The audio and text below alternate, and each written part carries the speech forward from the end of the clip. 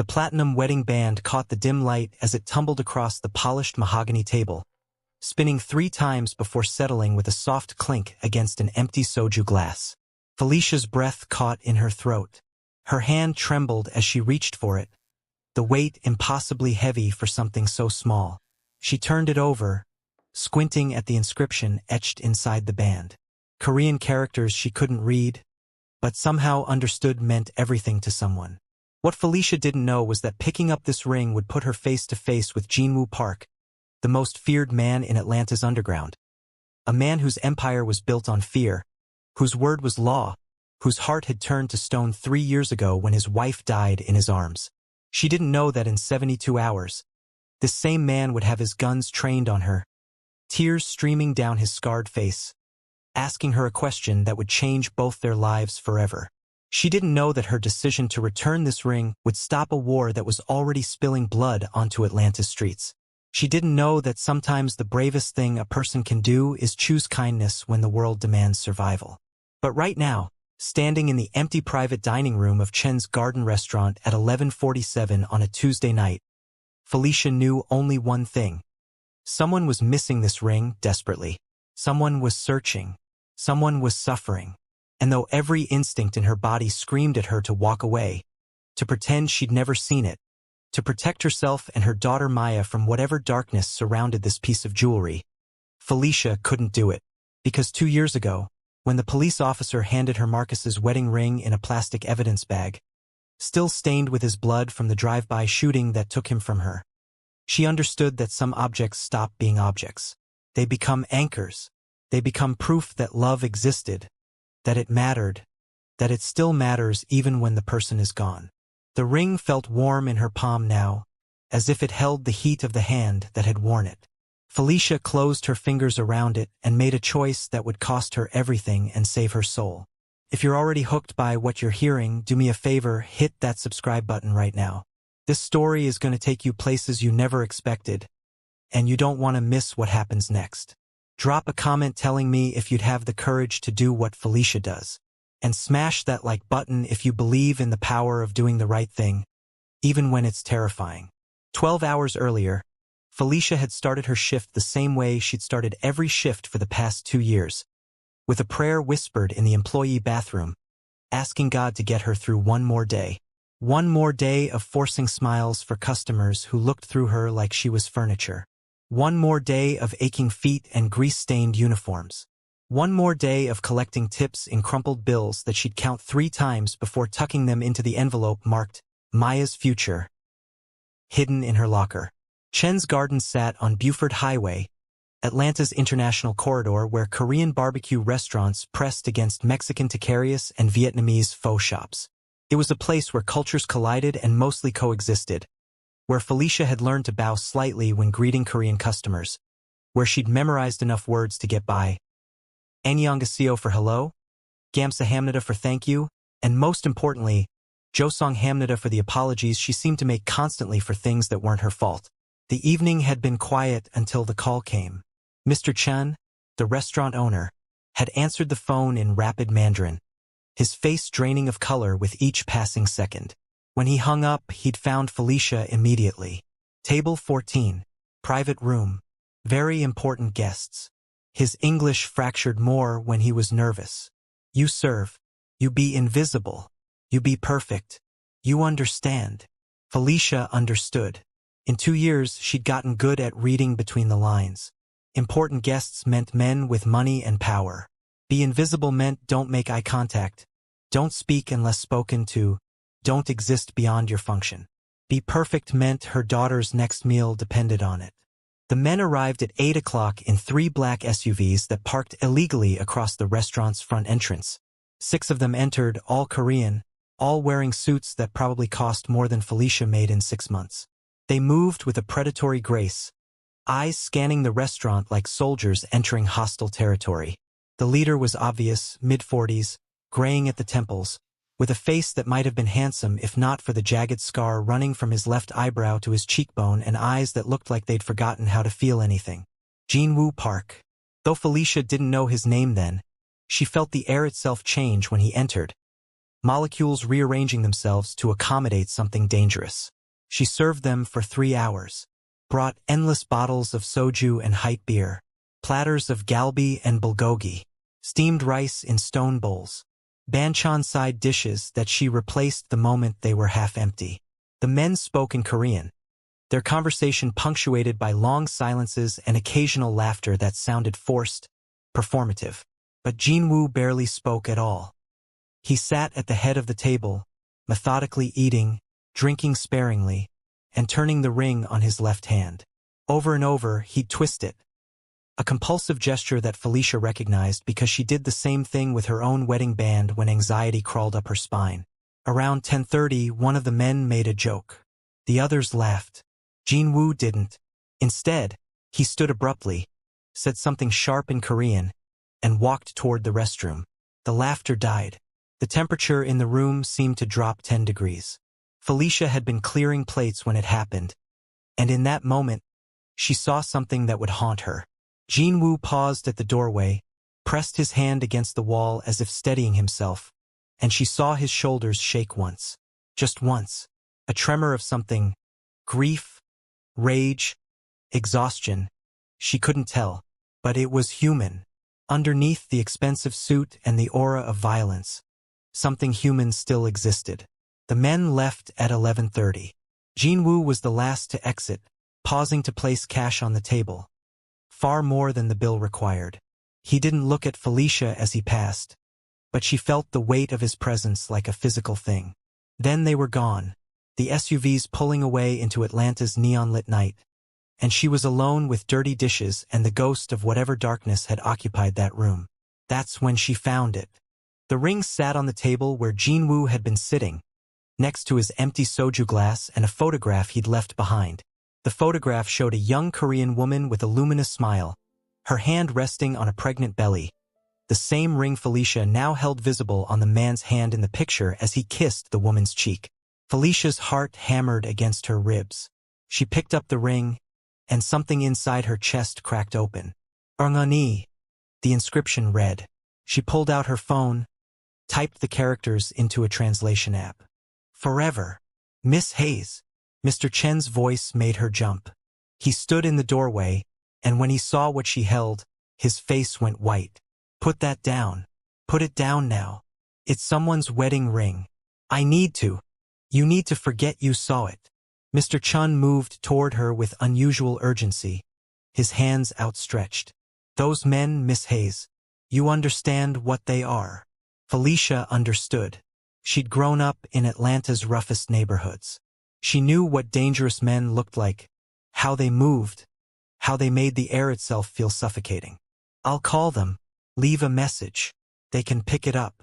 "No!" Mr. Chun grabbed her wrist. "You call no one. You put the ring in the lost and found. You go home to your daughter. You forget this night happened. Please, Miss Hayes. I'm begging you. These are not people who forgive mistakes. These are not people who show mercy." But Felicia was already thinking about the way Jin-woo had touched that ring all night. The way he'd pressed his hand against the wall, shoulders shaking. The photograph of the pregnant woman. What happened to her?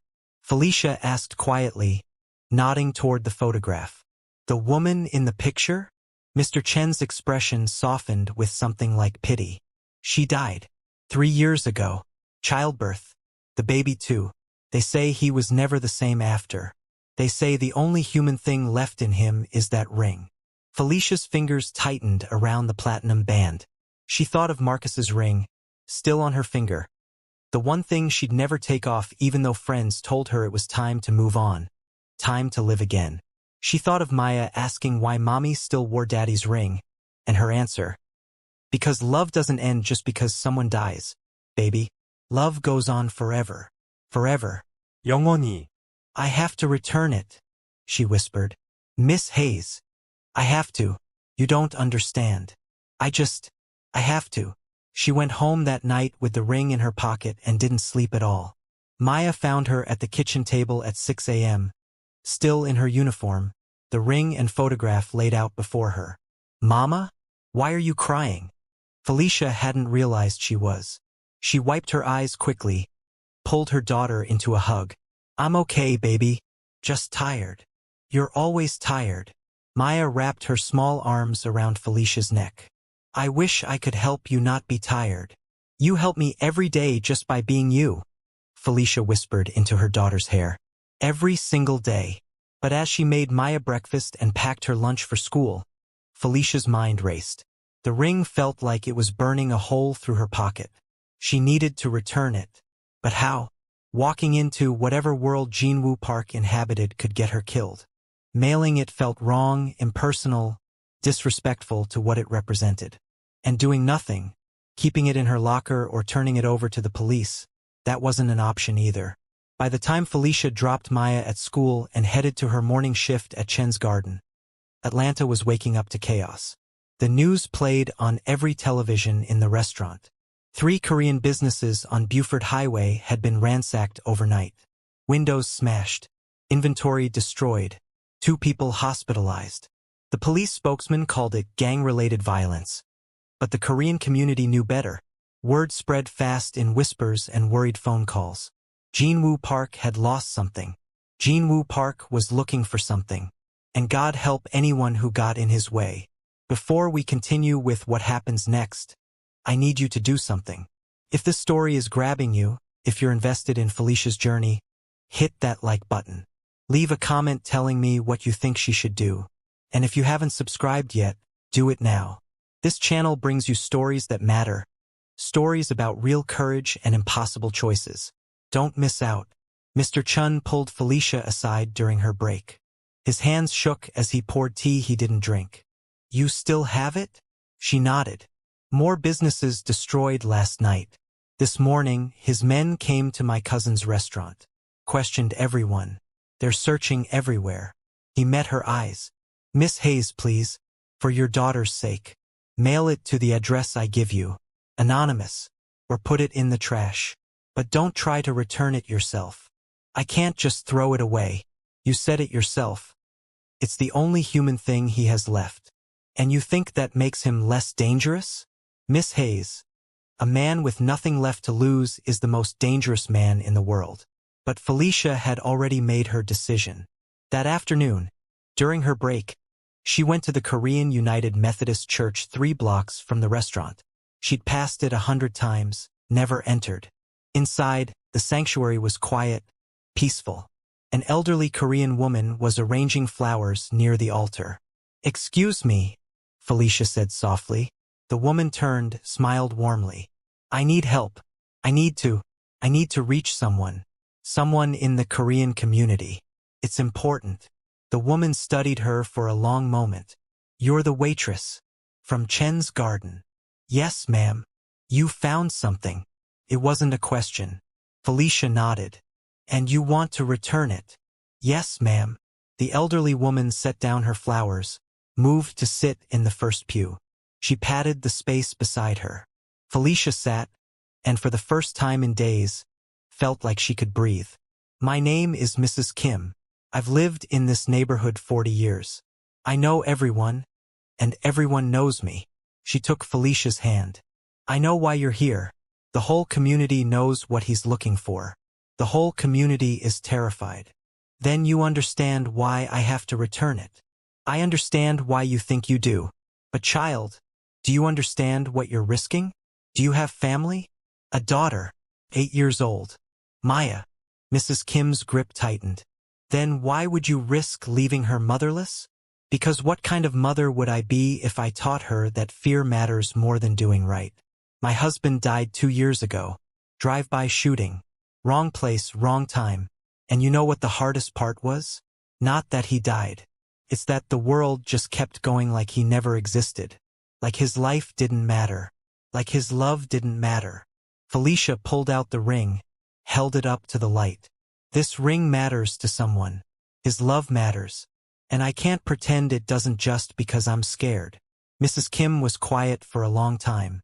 Finally, she said, I'll make a call. But once I do, there's no going back. You understand. I understand. The call was made. The response came within an hour. A text message to Mrs. Kim's phone with an address and a time. Tomorrow, 8 p.m. Come alone. That night, Felicia held Maya a little tighter during their bedtime routine. Read an extra story. Sang an extra song. Maya, perceptive as always, asked, "Mama, are you scared of something?" Felicia thought about lying, decided on truth. "A little bit, baby. What are you scared of?" "Sometimes doing the right thing is scary, but we do it anyway, because that's what brave people do." "Like Daddy?" "Yeah, baby, like Daddy." The next day crawled by with excruciating slowness. Felicia went through the motions of her shift mechanically, watching the clock, her mind miles away. She'd arranged for Mrs. Kim to watch Maya overnight. Told her daughter it was a special sleepover, made it sound like an adventure. Maya had been so excited she'd forgotten to ask why. At 7:30, Felicia left the restaurant. At 7:45, a black sedan pulled up to the corner where she waited. The window rolled down. A young Korean man with cold eyes looked out. "You're the waitress." "Yes. Get in." Felicia's legs nearly gave out. She thought of Maya, thought of Marcus, thought of the ring in her pocket. She got in. They blindfolded her immediately. Not roughly, but firmly. The car drove for what felt like hours, but was probably 45 minutes. No one spoke. Classical music played softly on the stereo, Chopin, Felicia thought, though she wasn't sure. She tried to track the turns, to memorize the route, but quickly gave up. They could be anywhere in Atlanta. When the car finally stopped, hands guided her out, led her into a building. An elevator rose smoothly upward for a long time. Then a hallway with carpet so thick she could feel it through her shoes. A door opened. The blindfold came off. Felicia blinked in the sudden light. She was standing in a penthouse apartment with floor-to-ceiling windows overlooking Atlanta's glittering skyline. The space was enormous but felt empty, furnished expensively but without warmth, like a hotel room where no one actually lived. And there, sitting in a leather chair with a glass of whiskey in his hand and photographs spread across the table before him, was Jin-woo Park. He looked different than he had at the restaurant. Smaller somehow, though his physical size hadn't changed. More human, more broken. His eyes, which had been so cold and dead before, now burned with something desperate and fierce. "Leave us," he said to his men in English. They hesitated. "Leave us." The door closed. They were alone. Jin-woo stood slowly, his gaze fixed on Felicia with an intensity that made her skin prickle. "You have something that belongs to me." Felicia's hand went to her pocket.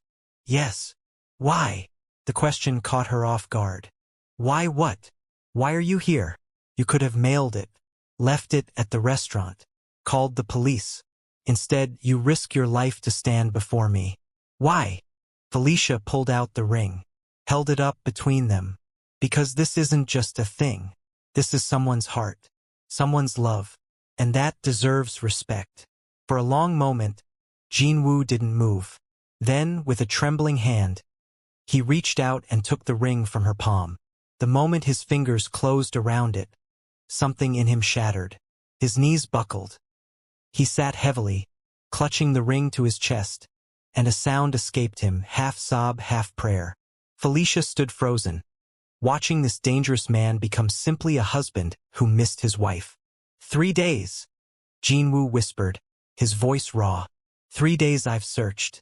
3 days I've torn this city apart. Do you know what I've done? What I've destroyed? What I was willing to do? You were desperate. I was insane. He slipped the ring back onto his finger with shaking hands. The last time I took this off was to wash my hands before holding my daughter. Before she stopped breathing. Before everything ended.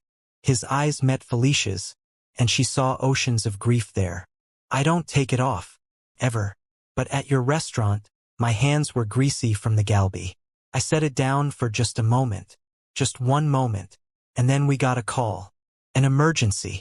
We left so fast and I didn't realize until hours later. By then, I couldn't remember which restaurant. We'd been to 3 that night. I thought I'd lost her again. Like I'd failed her again. I need to pause here for just a second. If you're feeling this story, if Felicia's courage and Jin-woo's pain are touching your heart, I need you to engage with this video. Hit that like button. Drop a comment sharing your thoughts. And please subscribe. These stories matter. Your support helps me bring you more content like this. Felicia moved without thinking, pulling out a chair and sitting across from him. Her name, Soo-jin.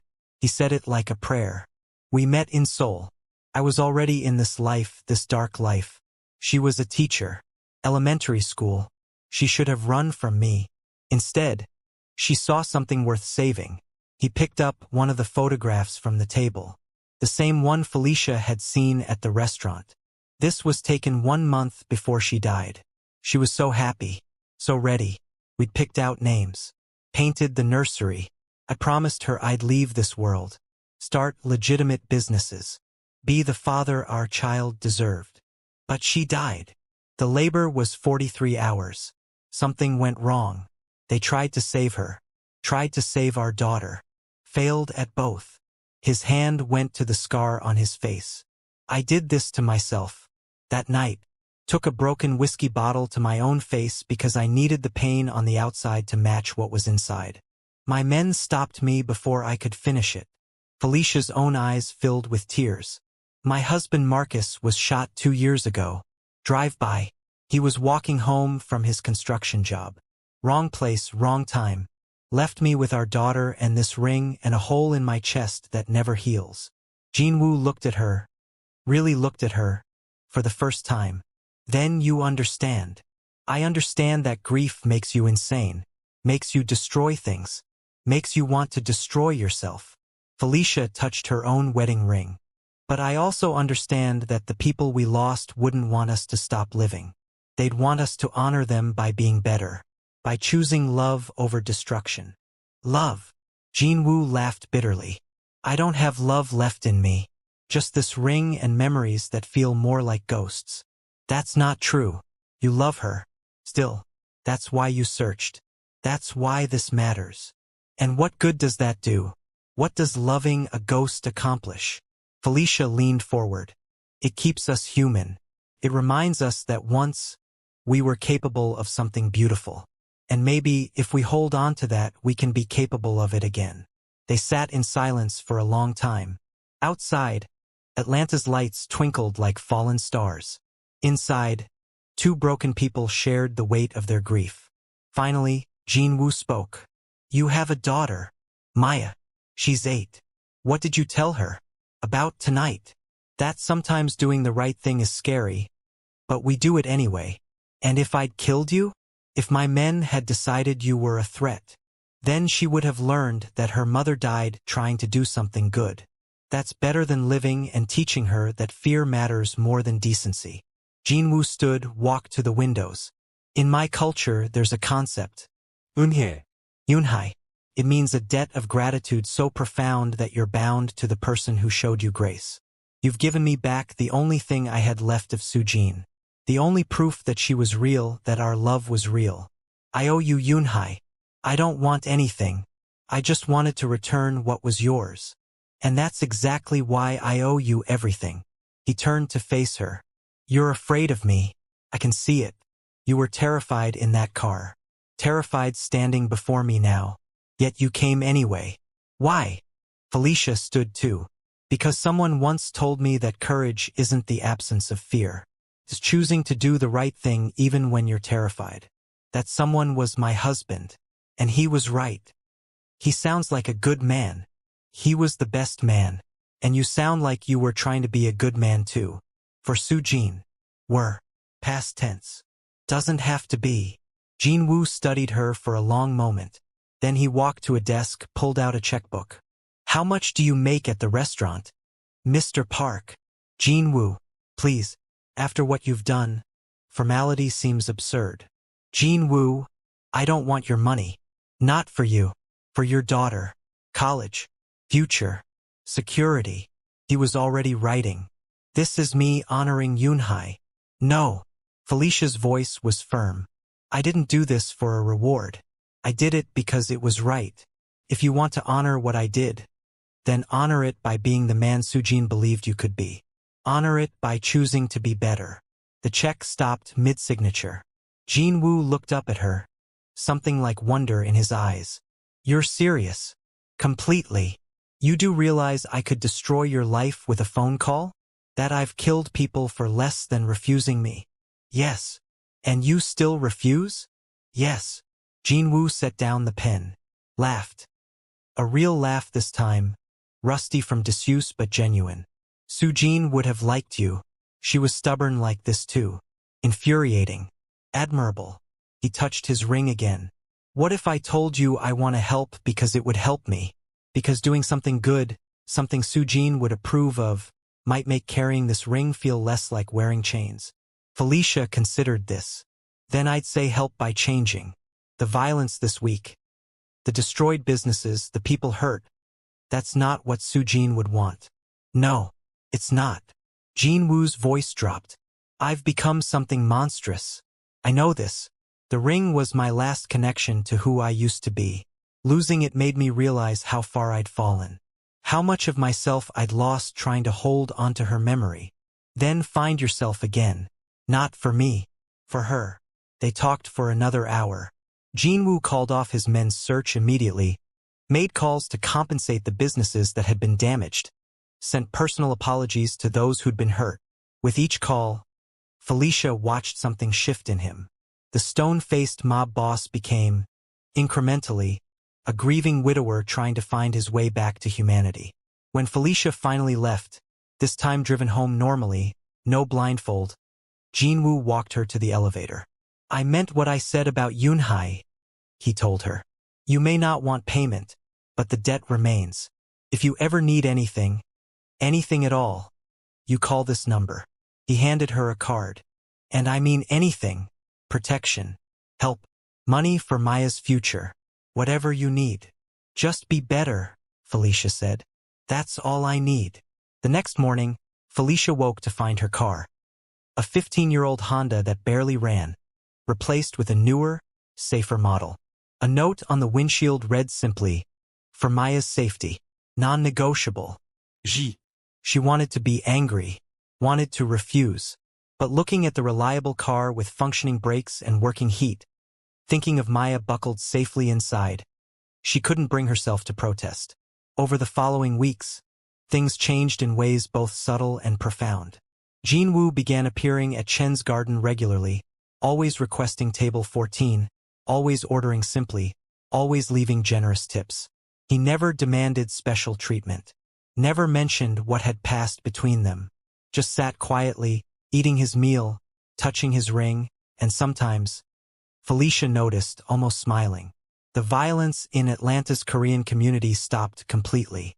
Word spread that Jin-woo Park was different now. Still powerful, still not someone to cross, but no longer casually cruel. No longer destroying lives without thought. He started backing away from his more dangerous enterprises. Started investing in legitimate businesses. Started, slowly, becoming the man Soo-jin had believed he could be. And Felicia discovered that she'd gained an unlikely friend. It started with small conversations during his dinners. Questions about Maya, about her life, about her dreams.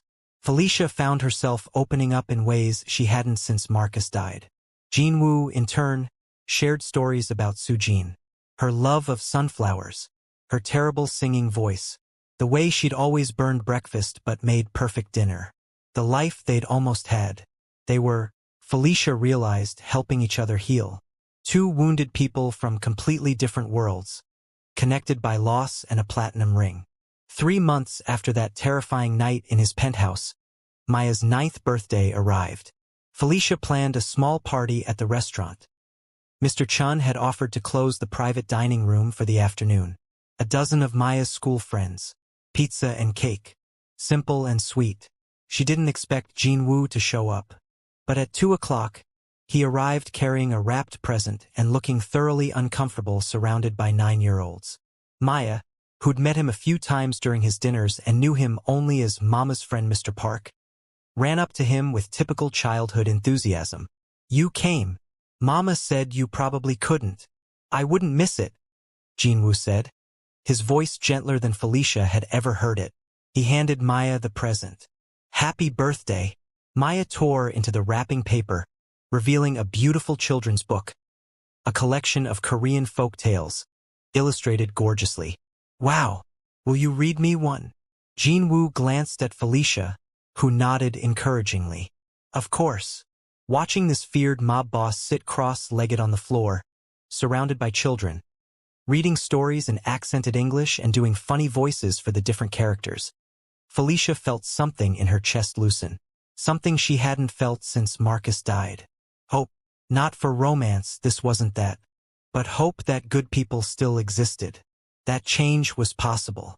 That maybe, just maybe, the world wasn't quite as dark as she'd thought.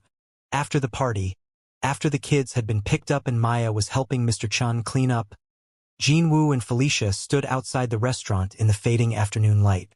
"Thank you for coming," Felicia said. "You didn't have to.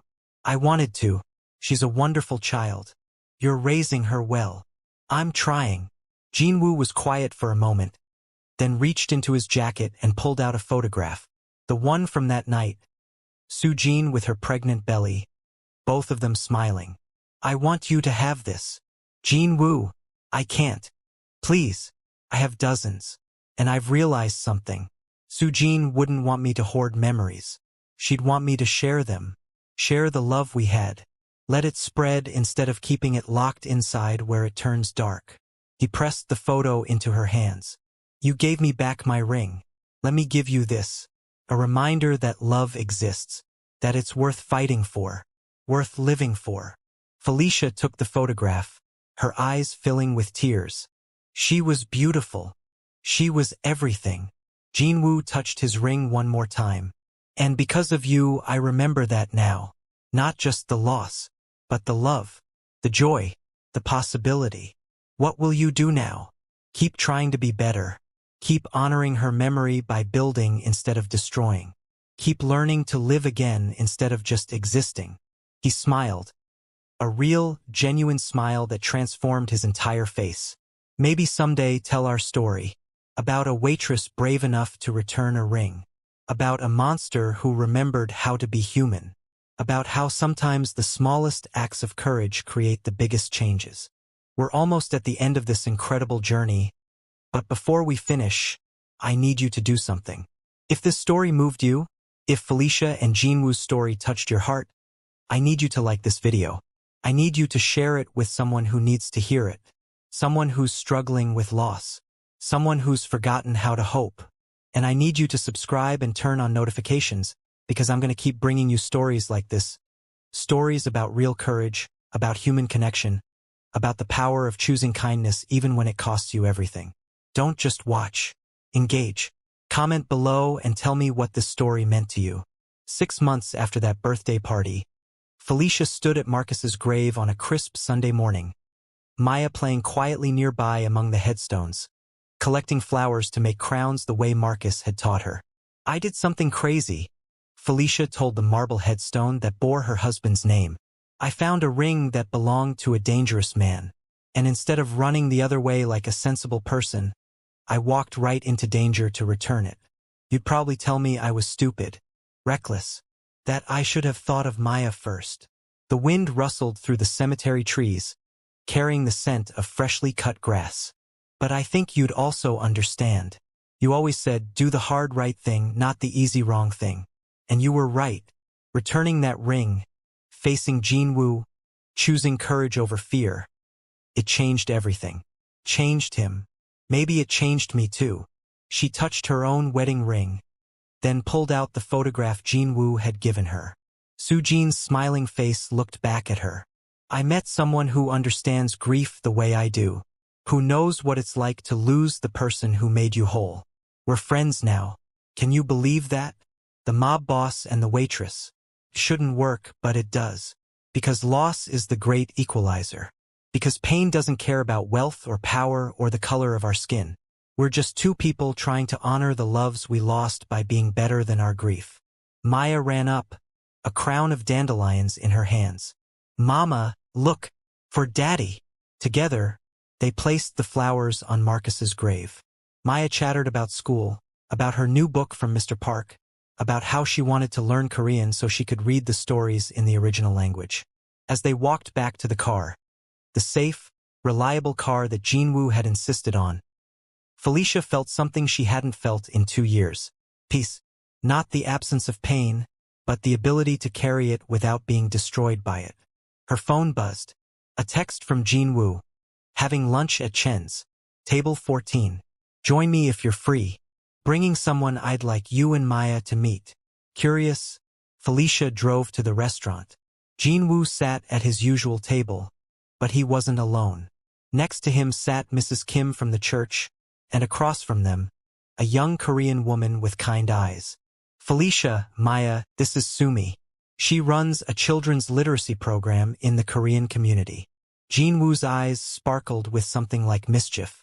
I'm funding it, and I told her she needs to hire the best assistant possible. Someone who understands kids.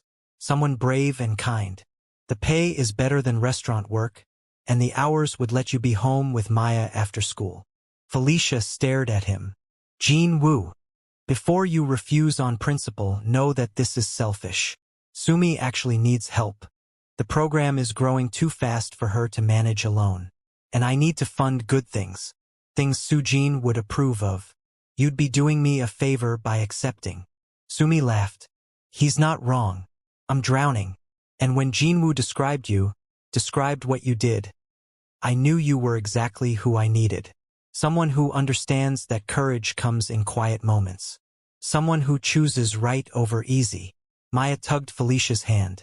Mama, can you help kids read? You're really good at reading to me. Felicia looked around the table. At Jin-woo, who'd transformed from monster to friend. At Mrs. Kim, who'd risked connecting them. At Sumi, offering an opportunity Felicia hadn't dared dream of. At Maya, whose eyes sparkled with hope. Okay, she whispered. Okay, yes, thank you. The lunch stretched into the afternoon. They talked and laughed and shared stories. Jin-woo and Felicia took turns telling their children about their lost loves. Keeping the memories alive. Letting the grief become something bearable through sharing. Mrs. Kim shared wisdom from her 4 decades in America. About building bridges between cultures. About choosing community over isolation. As the sun began to set and Maya dozed in the booth beside her mother, Jin-woo raised his water glass. To Sujin and Marcus, who brought us together in the strangest possible way, who taught us that love doesn't end, transforms, spreads, it heals. To Sujin and Marcus, everyone echoed. Felicia touched her ring, looked at Jin-woo touching his, and understood something profound. The rings weren't chains binding them to the past. They were bridges, connecting what was to what is, reminding them that they'd been loved deeply, which meant they had the capacity to love deeply again. Not romantic love necessarily, but love in all its forms. Friendship, community, hope. That night, tucking Maya into bed, Felicia's daughter asked, Mama, are you still sad about Daddy? Yes, baby. I'll always be sad that he's gone. But I'm also happy that he was mine. That we had the time we did. Sad and happy can exist together. Like Mr. Park? He's sad about his wife, but happy he has friends now. Exactly like that. I think Daddy would like Mr. Park. I think he'd be proud you helped him. Felicia kissed her daughter's forehead. I think so too. Later, alone in her own room, Felicia stood at her window looking out at Atlanta's glowing skyline. Somewhere out there, Jin-woo was probably doing the same thing, twisting his ring, talking to Sujin's memory about his day. 2 people bound by loss and found through a chance moment of courage. She'd thought returning that ring was about doing the right thing, about honoring someone's grief. And it was. But it was also about saving herself, about remembering that she was more than her pain, more than a struggling waitress just trying to survive. She was Felicia Hayes' wife, mother, friend, and someone brave enough to walk into darkness carrying nothing but kindness. The ring had been returned. The debt had been honored. The lives had been changed. And somewhere, Felicia believed, Marcus and Sujin were watching, smiling, knowing that their loves had rippled outward in ways they never could have imagined. Forever. 영원히.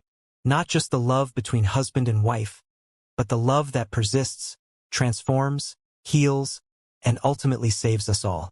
Outside, Atlanta hummed with life. Inside, Felicia slept peacefully, her ring catching moonlight, her heart finally beginning to mend. And at Chen's garden, table 14 sat empty and waiting, ready for the next meal, the next conversation, the next chapter in the most unlikely friendship ever forged between a Korean mafia boss and a black waitress who dared to return what was lost. Some things are worth more than survival. Some things are worth dying for. But more importantly, Felicia had learned, some things are worth living for. Love, honor, courage, the small act of kindness that changes everything. The ring had been returned, but what it gave back was immeasurable.